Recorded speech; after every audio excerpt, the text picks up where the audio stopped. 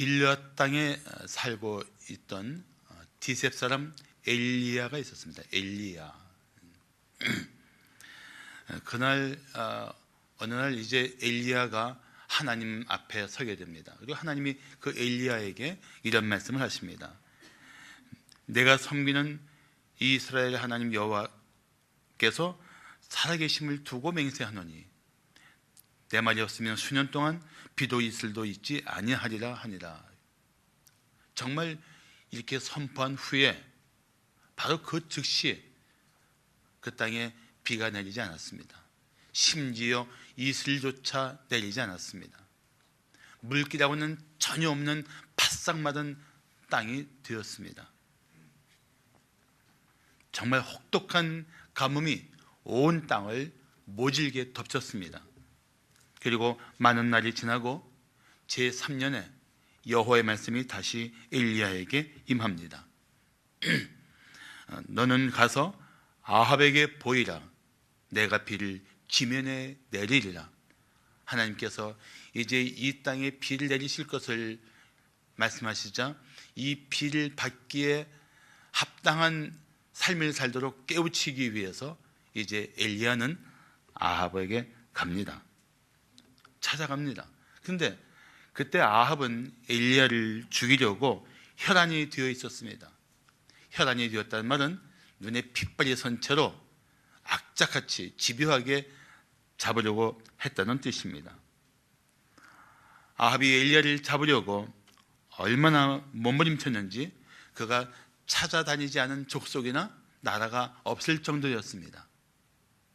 정말 집요하게 엘리야를 찾았던 것입니다.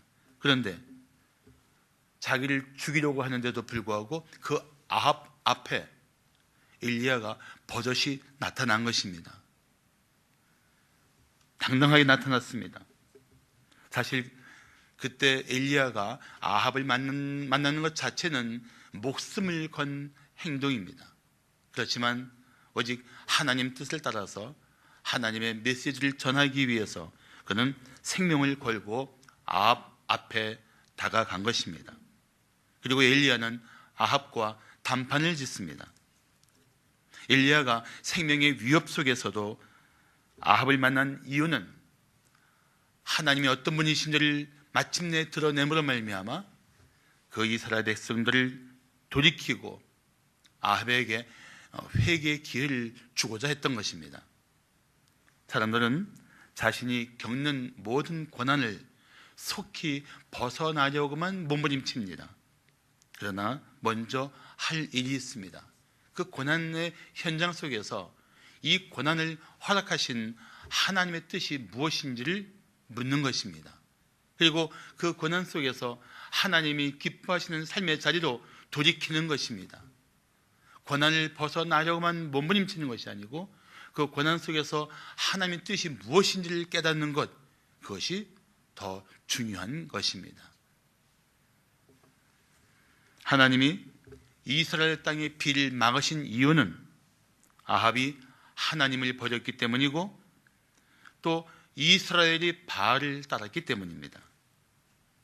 그 당시에 아합으로 말미암아 그 땅에는 바알의 신전들을 짓고 또 바알을 섬기기 위한 그 신전 안에 제단을 쌓았었습니다. 하나님을 찾지 못하도록 하나님의 선지자들을 다 죽이려고 했고 백성들은 그 위세에 두려워서 하나님을 찾지도 않은 채 살고 있었습니다. 하나님은 이 땅에 이 메마름을 불쌍히 여기시고 비를 내리시기 위해서 먼저 그들을 돌이키기를 원하셨습니다. 우리도 그런 모습을 보일 때가 있습니다. 단지 고난만 벗어나기를 원하는 것입니다. 그렇지만 고난을 피할 수 있다면 뭐든지 하겠다는 그런 자세보다는 이 고난으로부터 우리를 돌이키며 우리를 다시 회복시키실 수 있는 하나님만 바라보는 것, 하나님께 돌이키는 것, 거기에 진정한 고난의 은혜가 있는 것입니다. 오늘 나눈 본문은 그런 교훈을 오롯이 전해주고 있습니다. 자, 엘리야의 외침은 무엇을 말하는 외침일까요? 엘리야의 외침. 오직 머뭇거리지 말고 하나님께 돌이키라는 이 외침 말입니다. 첫째, 오직 하나님만 경외하라는 외침입니다. 하나님만 경외하라는 외침. 엘리야는 아합을 만나기 전에 아합의 국내 대신인 오바댜를 만났습니다. 그리고 오바댜에게 아합 왕을 만나겠다고 말했습니다. 그 당시 오바댜는 하나님을 지극히 경외하는 믿음의 사람이었습니다. 비록 아합을 위해 일하는 대신이었지만 아합의 부인 이세벨이 여호와의 선지자들을 모두 멸하려고 할 때에 선지자 100명을 50명씩 나누어서 따로 그들에게 먹을 것을 제공하며 그들을 돌봐준 그런 믿음의 사람입니다. 오바댜가 엘리야의 말을 듣고 질겁을 했습니다. 아니, 아합이 당신을 죽이려고 하는데 내가 왜 당신을 아합에게 만나게 해야 합니까? 펄쩍 뛰었습니다. 그렇지만 엘리야의 뜻이 분명한 것을 알고 이제 아합을 만나게 한 것입니다. 근데 만나자마자 아합은 신경질적으로 이렇게 말합니다. 엘리야를 볼 때에 아합이 그에게 이르되 이스라엘을 괴롭게 하는 자여 너냐? 이스라엘을 괴롭게 하는 자여 너냐? 한마디로 말하면 너 때문에 우리 민족이 이런 극심한 가뭄 가운데 고통하고 있다. 너 때문이다. 아합은 사실 그 3년이 넘는 그 긴 세월 가운데서 자기가 섬기는 바알과 아세라의 신들이 비 한 방울도 내리지 못하게 한 것을 이미 경험했습니다. 자기가 믿고 의지하는 신이 비를 내릴 수 없는 신이라는 것을 알았다면 사실은 비를 내릴 수 있는 유일한 해답인 하나님께로 돌아왔어야 합니다. 사람들이 참 한번 영적인 무지함에 빠지면 그런 기본적인 생각조차 못하는 법입니다. 뻔히 알 수 있는 일조차도 아예 생각하지 못합니다. 영적으로 어두워진 상태가 되면 그렇게 분별력도 없고 상황 판단도 못하는 것이 현실입니다. 그래서 에베소서 4장 18절을 말씀하기를 그들의 청명이 어두워지고 그들 가운데 있는 무지함과 그들의 마음이 굳어짐으로 말미암아 하나님의 생명에서 떠나 있다고 말씀하고 있는 것입니다. 그뿐 아니라 더 끔찍한 사실은 자기가 통치하는 나라의 모든 고통이 아합 그 자신의 죄 때문이라는 사실을 인정하지 않는 것입니다. 오히려 아합은 온 나라가 당하는 고통이 엘리야 때문이라고 생각합니다. 왜냐하면 그 당시 아합은 온 나라 온 백성이 바알을 섬기는 나라가 되게 하려고 거의 광분 상태에 있었습니다. 그런데 엘리야는 그런 자기의 열정을 향해서 거부할 뿐 아니라 찬물을 끼얹는 인물이라고 생각했던 것입니다. 엘리야를 그가 통치하는 나라의 심각한 장애물로 본 것입니다. 자기 뜻대로 온 백성들이 다 바알과 아사를 섬겼으면 좋겠는데 엘리야 때문에 되지 않고 오히려 엘리야 때문에 가뭄까지 왔다고 생각하니까 죽이려고 했던 것입니다. 그래서 엘리야를 만나자마자 이스라엘을 괴롭히는 자여 너냐라고 말한 것입니다. 이게 바로 적반하장입니다. 온 백성이 가뭄으로 고통당하는데 자신의 죄를 깨닫지 못하고 남에게 책임을 전가하는 것입니다. 그렇다고 해서 엘리야가 그냥 당할 사람입니까? 자, 18절을 보십시오. 그가 대답하되, 엘리야가 대답한 것입니다. 내가 이스라엘을 괴롭게 한 것이 아니라 당신과 당신의 아버지의 집이 괴롭게 하였으니 이는 여호와의 명령을 버렸고 당신이 바알들을 따랐습니다. 엘리야가 두려움 없이 아합에게 맞선 것은 하나님만 의지했기 때문입니다. 지금 엘리야와 아합의 충돌은 하나님을 경외하는 선지자와 우상을 섬기는 어리석은 자의 영적 대결인 것입니다. 사람이 행하는 모든 죄의 뿌리는 하나님으로부터 떠나 있기 때문입니다. 하나님을 버렸기 때문이요, 하나님을 등지고 살기 때문에 그렇습니다. 그럴 경우에 사람들은 필연적으로 우상에게 매달릴 수밖에 없습니다. 자, 로마서 1장 23절을 보시면 썩어지지 아니하는 하나님의 영광을 썩어질 사람과 새와 짐승과 기어다니는 동물 모양의 우상으로 바꾸었다고 말씀합니다. 왜 이런 일이 벌어집니까? 하나님을 영화롭게 하지 못하는 사람들의 실상이 이렇게 됩니다. 사람들은 하나님을 떠나 사는 것이 죽음의 어둠에 빠진다는 사실을 깨닫지 못합니다. 하나님 없이도 잘 살 것처럼 버티고 애를 쓰지만 결국 의지할 대상을 찾게 됩니다. 그리고 결국 찾아가는 것이 우상입니다.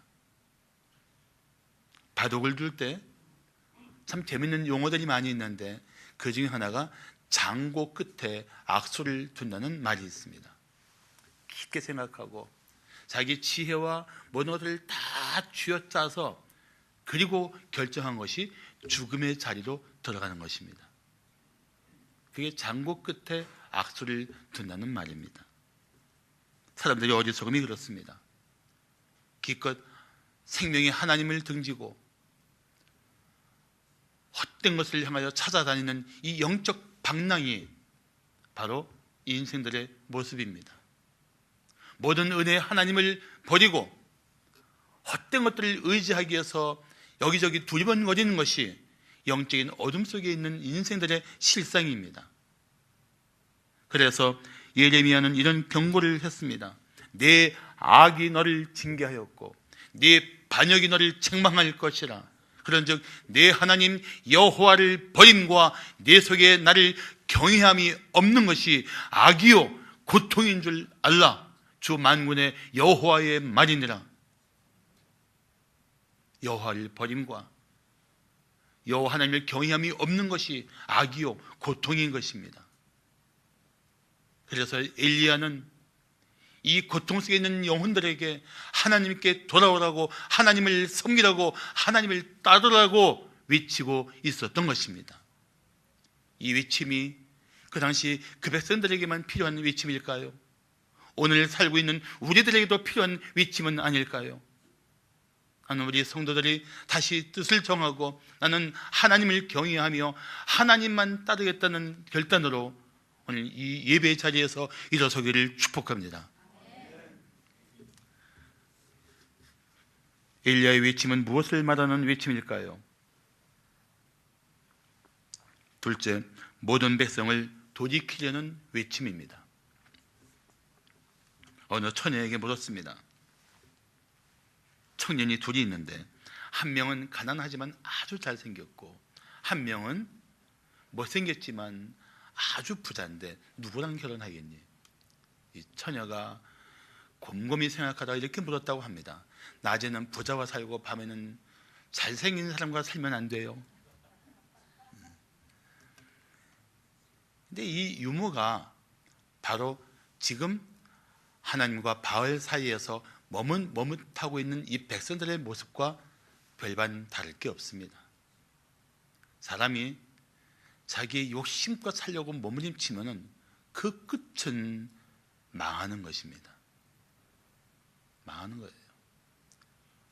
진리면 진리, 빛이면 빛, 분명한 삶의 선택이 있어야지 적당히 빛도 어둠도 끌어안고 진리와 거짓을 혼합하면서 살겠다는 그 어리석은 욕심의 끝은 멸망입니다. 오늘 19절을 말씀하기를 그런즉 사람을 보내 온 이스라엘과 이세벨의 상에서 먹는 바알의 선지자 450명과 아사랴의 선지자 400명을 갈멜산으로 모아 내게로 나오게 하소서. 자기를 죽이려는 아합 왕에게 엘리야가 이런 거의 명령을 합니다. 다 모아보세요. 한번 갈멜산에서 한번 만납시다. 정말 겁없는 사람입니다. 엘리야는. 어떻게 이런 일이 가능했을까요? 하나님의 약속을 받았고, 그리고 그가 선 자리에 하나님이 함께 하신다는 사실에 대한 굳건한 믿음이 있기 때문입니다. 사랑하는 성도 여러분, 두려운 상황일수록 함께 하시는 하나님만 의지하십시오. 당신을 능히 건져주시고 승리하게 하실 하나님만 생각하십시오.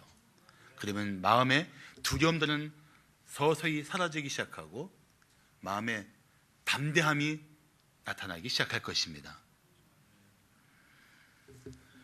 하나님의 임재 앞에서 엘리야는 모든 두려움을 극복하고 당당했습니다.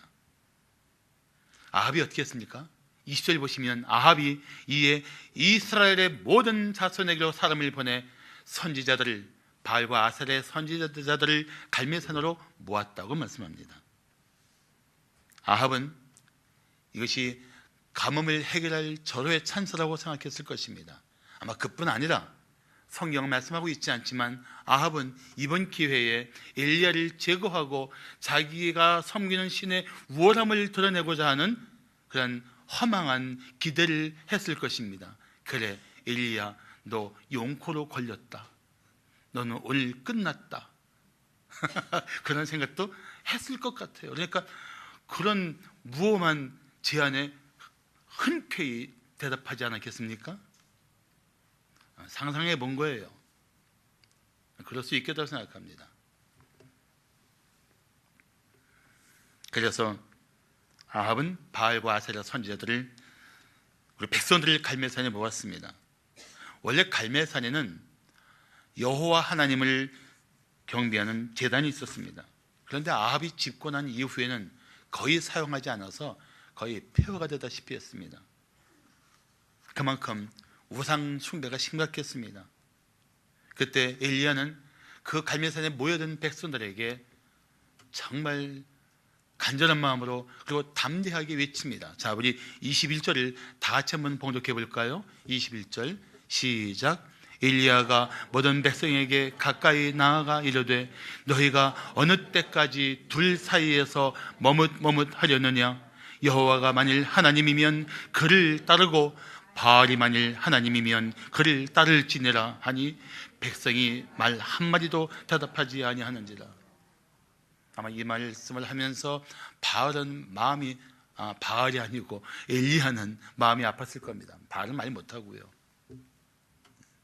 왜 마음이 아팠을 걸까요? 난 이 만일이라는 글자 때문에, 만일, 여호와가 만일 하나님이면, 만일이라뇨, 만일이라고 말할 수 없는 그분은 참으로 하나님이십니다. 그런데 이 엘리야가 이렇게 말하고 있습니다. 이 머뭇하다는 이 히브리어의 원래 뜻은 술 취한 사람처럼 비틀거리는 상태입니다. 술 취해서 똑바로 걷지 못하고 갈지자 걸음을 걷지 않습니까? 여러분들은 술 안 마셔보셔서 모르겠지만 전에 마셔본 나는 압니다. 몸이 이게 잘 균형이 안 잡혀요. 우측 좌측으로 이렇게 왔다 갔다 합니다. 목사 돼서는 안 마시고요. 전에 저 잡사 때 그때 옛날 얘기예요. 괜히 이상한 눈빛으로 저를 보지 마십시오. 술 취한 사람처럼 이렇게 이리저리 기웃뚱기웃뚱 살고 있는 것을 머뭇하다고 말한 것입니다. 왜 백성들이 머뭇했을까요? 하나님을 무시하자니 하나님이 분명히 두렵고, 바알을 거부하자니 아합이 두렵고, 또 사람들이 그를 몰려가 있는데 자기만 처진 것 같은 것이 좀 신경이 쓰이고, 또 혹시 바알을 믿으면 뭐가 좀 복이 올까 하는 이 막연한 기대 때문에 바알도 버리지 못하고, 그러니까 그 둘 사이에서 머물거리고 있었던 거예요. 그게 인간의 실상이 그렇습니다. 우리들의 내면의 숨은 생각들이 그래요.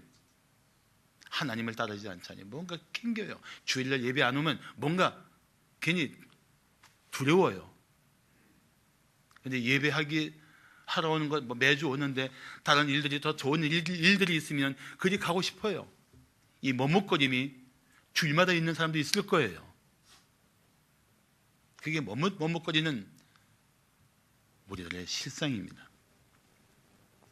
그러니 삶이 우왕좌왕하는 것입니다. 혹시 당신이 그리스도인이라는 사실을 밝히면 불리할까봐 숨지 않습니까? 아니면 세상의 유익을 노리고 하나님 없는 사람처럼 살고 있지 않습니까? 이게 다 머뭇거리는 삶의 모습입니다. 그렇다면 더 이상 머뭇거리지 마십시오. 오직 하나님의 사람답게 살기를 결단하십시오. 경건의 모양만 있고 경건의 능력을 잃어버린 성도들이 있습니다. 그래서 유혹과 시험을 극복할 수 있는 영적 능력을 상실한 채 유혹이 다가올 때마다 휘청거리고 시험 받을 때마다 몸살을 앓을 수 있습니다. 우리 자녀들도 그렇습니다. 부모의 경건한 삶을 통해 배우며 자라지 못하면 세상의 악한 유혹을 이기지 못한 채 죄악의 거센 파도에 속절없이 휩쓸려 갑니다. 그런 자녀를 바라보며 주님께 가슴을 찢으며 통회하는 일들이 왜 없겠습니까? 성도 중에 주일은 열심히 예배하고 찬양하고 기도하는데 세상에서 살고 있는 실제 모습은 전혀 성도답지 못한 일도 있을 겁니다. 이게 다 머뭇거리는 영적 인생들의 모습인 것입니다. 그런 성도들을 향해 디도서 1장 16절은 이렇게 말씀합니다. 그들이 하나님을 시인하나 입으로는 시인하나 행위로는 부인한다.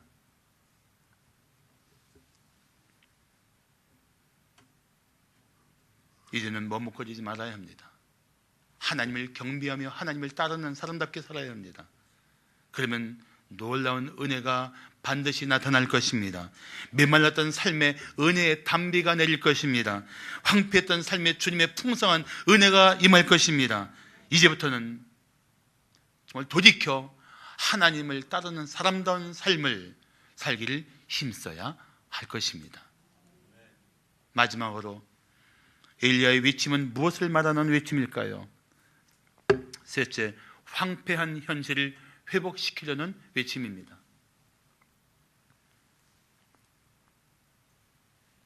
이 황폐한 삶을 회복시키는 길, 그것은 다시 뜻을 정하여 하나님께로 돌이키고 하나님만 경배하고 따르겠다는 이 생명을 건 결단이 없이는 안 되기 때문입니다. 영국에 로드 레드스틱이라는 목사가 있었습니다. 어느 날 이 레드스틱 목사가 청년들을 대상으로 성경 공부를 마치고 나오는 길에 한 젊은 장교와 동행하게 되었습니다. 그날 들은 말씀을 가지고 이 젊은 장교가 물었습니다. 목사님, 똑바로 살려고 하셨는데 어떻게 하면 똑바로 살 수 있습니까? 어떻게 사는 것이 똑바로 사는 것입니까? 그때 목사가 품에서 펜을 꺼내들고 말했습니다. 이 펜이 스스로는 설 수 없지만 사람이 붙들면 똑바로 설 수 있습니다. 펜이 소설가의 손에 들리면 소설을 쓰듯이 사람이 하나님의 손에 붙잡히면 똑바로 살고 또 귀하게 쓰임을 받을 수가 있습니다. 그런데 그날 이 젊은 장교가 이 레드스틱의 목사의 말에 큰 감동을 받았습니다. 하나님의 손에 붙잡히면 똑바로 서고 귀하게 쓰임받을 수 있다. 이것이 그날 그의 삶의 결단이 되었습니다. 이 젊은 장교가 나중에 세계 제2차 대전을 승리로 이끌었던 영국의 버나드 몽고메리 장군입니다. 하나님의 손에 붙들린 사람. 사랑하는 성도 여러분, 나는 우리 성도들이 진실로 하나님의 손에 붙들린 분들이 되기를 축복합니다. 하나님이 나를 붙들고 계시다는 그런 확신을 가지고 살아야 돼요. 나는 하나님의 손에 붙들린 인생이라고 고백할 수 있는 삶을 살아야 합니다. 그래야 그래야 하나님이 원하시는 삶을 살 수가 있어요. 하나님이 계획하신 삶을 살 수 있습니다. 하나님이 목적하신 삶을 살 수가 있어요. 어떻게 해야? 하나님의 손에 붙들려야 그런 삶이 가능하다는 것입니다. 그러므로 우리는 마음과 뜻을 다해서 하나님만 사랑하고 하나님을 따라야 합니다. 그런 사람이 하나님의 손에 붙들린 삶을 살 수가 있기 때문입니다. 오늘 22절 말씀하기를 엘리야가 백성에게 이르되 여호와의 선지자는 나만 홀로 남았으나 바알의 선지자는 450명이로다 라고 말합니다. 그 당시 바알의 선지자들은 이 갈멜산에 혼자 서 있는 엘리야를 아주 가소롭게 여기고 비웃었을 것입니다. 아마 어떤 사람들은 정말 맹수의 눈빛으로 잡아먹을 듯이 노려보았을 것입니다. 엘리야는 이 갈멜산에 홀로 서 있었습니다. 백성들은 머뭇거리지 말고 선택하라고 말하는데 그들은 한마디도 대답하지 않았어요. 난 이것을 비겁한 침묵이라고 생각합니다. 이 비겁한 침묵 속에 쌓여있는 이 대중들과 자기를 죽이려고 혈안이 됐던 아합 왕과 엘리야를 가소롭게 여기는 이 450명의 바알의 선지자들 틈에 홀로 서 있는 엘리야를 보십시오.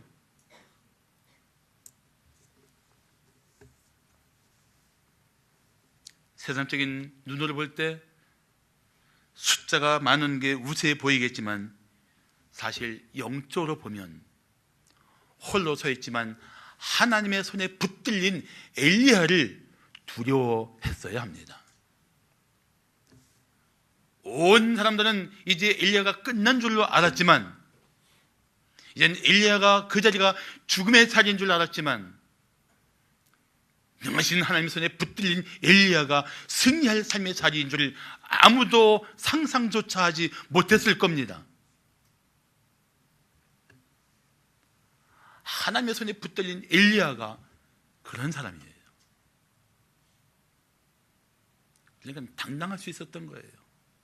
그 수많은 대적들 앞에서도 그는 두려움 없이 하나님의 그 능력에 붙들려서 그는 당당하게 꿋꿋이 휘날리는 깃발처럼 그 자리에서 하나님의 이름을 높이기 위해 서 있었을 겁니다. 아니, 이 갈멜산에 홀로 선 엘리야를 바라보며 난 경이로움을 느껴요. 그래, 그리스도인들의 삶이 이런 것이지. 사방의 대적에 둘러싸여서도 당당할 수 있는 이 하나님의 손에 붙들린 인생이 이런 것이지.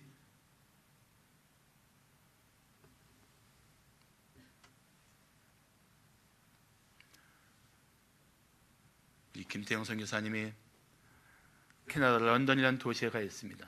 영국 런던하고 똑같은 런던이에요.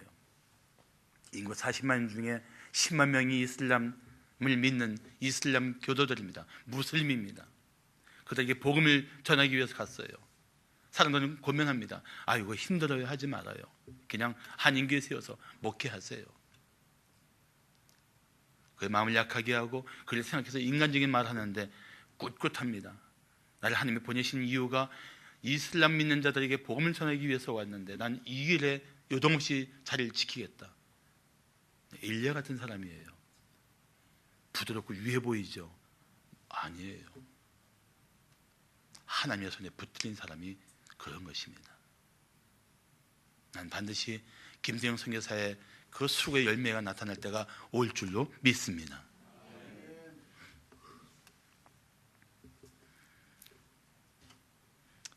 광야 전쟁터에서 다윗과 골리앗의 싸움이 있었다면 이 갈멜산에서는 엘리야와 바알의 선지자들의 영적인 싸움이 있었습니다. 우리는 세상의 기준으로 판단하고 살아가는 사람들이 아닙니다. 하나님의 능하신 손에 붙들린 성도들입니다. 그런데 엘리야가 그 순간 깜짝 제안을 합니다. 자, 23절과 24절을 보실까요? 그런즉 송아지 둘을 우리에게 가져오게 하고 그들은 바알의 선지자들은 송아지 한 마리를 택하여 각을 떠서 이 네 팔다리가 아니고 네 다리를 이렇게 잘라서 각을 떠서 나무 위에 놓고 불은 붙이지 말며 나도 송아지 한 마리를 잡아 나무 위에 놓고 불은 붙이지 않고 너희는 너희의 신의 이름을 부르라. 나는 여호와의 이름을 부르리니 이에 불로 응답하시는 신 그가 하나님이니라. 백성이 다 대답하여 하되 그 말이 옳도다 하니라. 이때 백성들이 갑자기 침묵하는 이 비겁한 인간들이 갑자기 옳다고 말하는 이유가 뭔지 아십니까? 바알 신은 태양의 신 또는 불의 신으로 여겼습니다. 이 당시는 지금 아주 시뻘건 대낮이에요. 태양열이 자결하는 뻘건 낮입니다. 잠시 후에 큰 비가 올 것처럼 보이지 않는 매우 맑은 날씨였어요. 바알은 태양신이고 불 내리는 것은 얼마든지 할 수 있다고 믿었기 때문에 이 비겁한 인간들이 옳다고 말했습니다. 옳지요. 걸린 거예요. 무엇이 옳은지를 곧 보게 될 거니까. 엘리야는 오직 여호와 하나님만이 참 하나님이신 것을 이제 온 백성에게 드러낼 때가 되었다고 생각했을 것입니다. 그리고 우상 숭배가 얼마나 헛된 것인지 깨닫게 하려고 도전을 한 것입니다. 하나님이 무시당하고 백성들이 미혹당하는 현실을 다시 일으키려는 마음이 강렬했던 것입니다. 그리고 영적으로 황폐한 나라를 회복하고 메마른 백성의 삶을 회복하기 위해서 그는 간절하게 외쳤습니다. 이제 더 이상 머물거리지 말라. 하나님께 돌아오라. 하나님을 따르라. 바알을 버리라. 이 외침이 바로 그 나라 그 백성의 삶의 자리를 회복시키는 외침이었던 것입니다. 나라가 큰 고통 가운데 있을 때 하나님의 진노를 생각하는 자들이 얼마나 있을까요?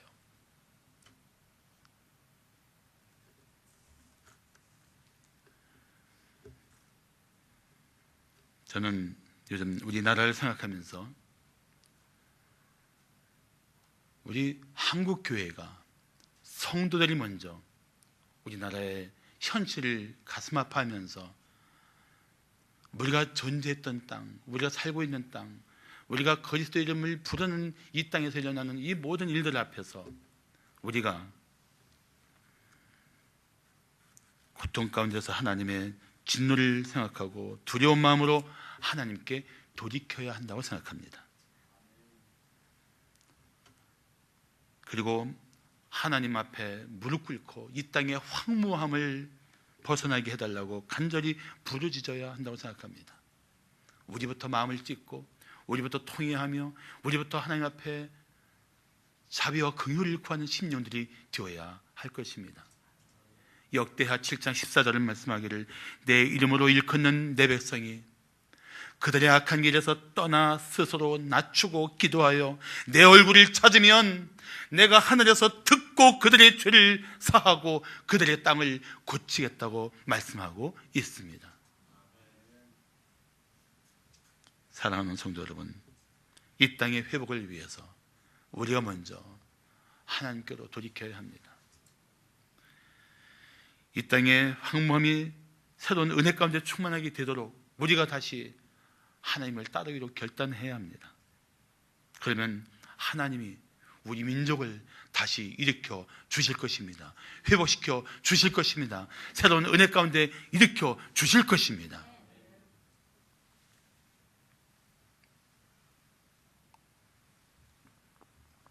미국의 독립선언서는 56명, 56명이 서명을 했습니다. 사실 그 당시에 막강한 영국의 권세 앞에서 독립선언서에 서명을 한다는 것은 그는 생명을 건 위험한 결단이었습니다. 영국이 그런 사람들을 그대로 놔두지 않을 것이 너무나 뻔했기 때문입니다. 실상 나중에 그 독립선언서에 서명한 사람들을 찾아내서 3분의 1이 큰 고통을 당했습니다. 선언서에는 한 줄에 10명의 이름이 적혀 있었고 6줄로 되어 있었습니다. 그래서 10명씩 5, 맨 마지막에 55명, 한 명이 쓰게 됐는데 그 한 명이 그 서명서 위에다가 크게 쓴 거예요. 존 행콕. 너무나 크게 써있어요, 글을. 그게 대문짝만하게 서명을 하자 같이 있던 사람들이 왜 그렇게 크게 서명했냐고 물었습니다. 그때 존 행콕은 이렇게 대답했다고 합니다. 눈이 나쁜 영국 국왕 조지가 내 이름을 똑똑하게 보게 하기 위해서입니다. 참 두려움이 없는 사람이죠. 나라를 세우고 부당한 세력의 그 권세에서 벗어나서 국민들을 다시 새로운 비전 가운데 세우겠다는 그 결단이 없이는 그 서명하기조차 어려운데 거기에 그렇게 대문짝만하게 크게 쓴 거예요. 존 행콕.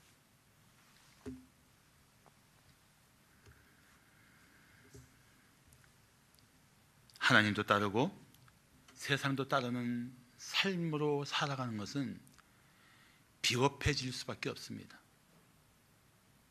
양다리 걸치기를 할 수밖에 없습니다. 적당히 믿는 척하고 적당히 세상과 어울릴 수밖에 없습니다. 정말 그리스도인다운 삶의 기계가 필요하고 그리스도인다운 삶의 이 당당함이 필요해요. 엘리야는 이름이 참 다시 한번 주의 깊게 보아야 할 이름입니다. 엘 하나님, 야 여호와. 엘리 하면은 나의 하나님.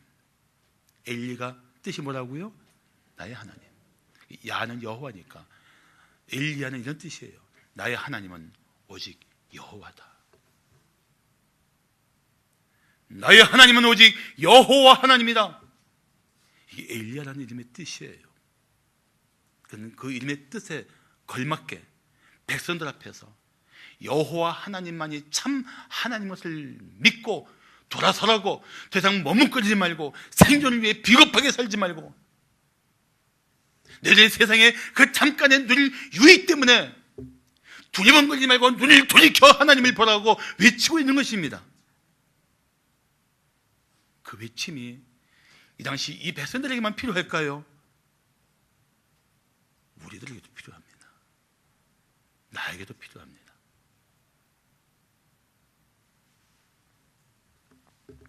사랑하는 성도 여러분, 더 이상 비겁한 침묵과 눈치를 살피면서 우왕좌왕하지 마십시오. 머뭇거리지 마십시오. 하나님 앞에 나는 하나님을 경외하는 하나님의 사람이라고 당당하게 고백하십시오. 그리고 이 땅에서 하나님의 뜻을 따르기를 힘쓰십시오. 당장의 유익이 삶을 묶어버리는 덫이 될 수 있지만, 쉽게 본 재물이 삶을 무너뜨리는 재앙이 될 수 있지만, 꿋꿋이 하나님을 붙들고 하나님만 따르면 마침내 하나님의 은혜가 임할 것입니다. 그리고 하나님의 사랑을 목청 높여 노래하게 될 때가 올 것입니다. 다윗도 고통 중에 돌이켜 이런 노래를 불렀습니다. 나는 오직 주의 사랑을 의지하여 싸우니 나의 마음은 주의 구원을 기뻐하리이다. 나를 사랑하시는 주님, 그리고 이 모든 삶에서 나를 위해 놀라운 은혜를 예비하신 주님, 그리고 모든 대적들 가운데서도 나를 능히 건지며 하나님을 따르는 자에게 예비하신 은혜로 내 삶을 지켜주실 하나님, 그 하나님을 노래하고 있는 것입니다. 이제 이 다윗의 노래가 우리 성도들의 노래가 되기를 축복합니다. 기도하시겠습니다.